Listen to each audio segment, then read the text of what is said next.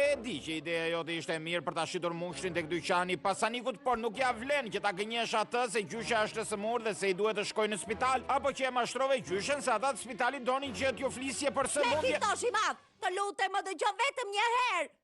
Nuk ka lidhje kjo me idetë e mia. Nëse pasaniku i zbulon të gjitha gënjeshtra, do ndërpresin lidhjet me ne, edhe ferma do të shkatrohet. Ti dëshiron që të ndodh kjo, apo dëshiron që të ndihmosh? Përse nuk bëhesh ti gjyshja? Ti ke përmasat e saj plus që gjithë faji e shtyti. Do ta bëja, por nëse të lë ty që të flasësh, ti do të vazhdoje të dërdëllisje derisa të na zbulonin. Thjesht i shtriu, riqet, edhe të premtoj se nuk do thuash më asgjë për herë të parë në jetën tënde. Po. Gjyshe! Gjyshe!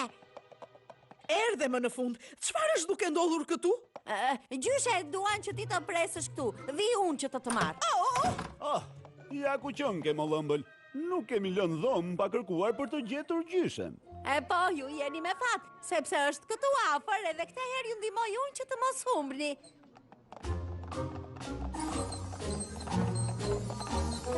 Po kjo çfarë është? Po tani çfarë ka? Si të them, ishte pikërisht këtu. Jo, tani duhet të ikim. Mos është gjyshja Smith ajo atje? Dhe ku po e çojnë atë? Ju të dy, mos ju ndani barelës. Gjyshe, çfarë je duke bërë? Duhet të qëndroj aty brenda. Ishte depoja e furnizimit aty. Po, mireja me mua, por ti nuk duhet flasësh. Edhe di çfarë, ti duhet haruar zërin për prezantimin e madh.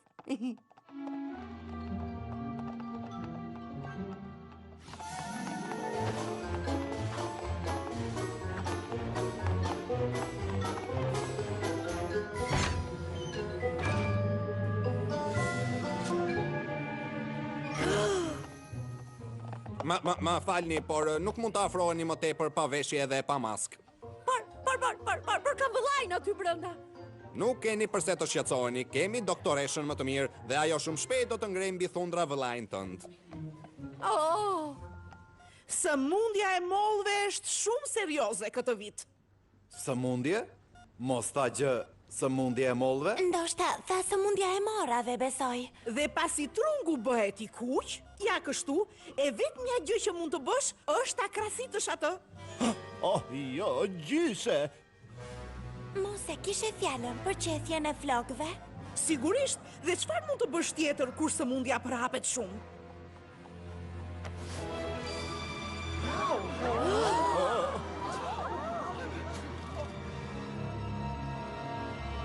Të gjithë poni të ndalojnë